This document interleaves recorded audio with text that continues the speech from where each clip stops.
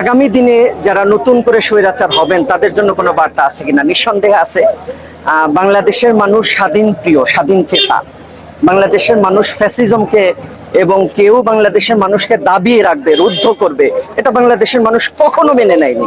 ৭১ও মেনে নেয়নি, এখনো মেনে ২৪ও মেনে নেয়নি এবং আগামী দিনগুলো মেনে নিবে না ইনশাআল্লাহ।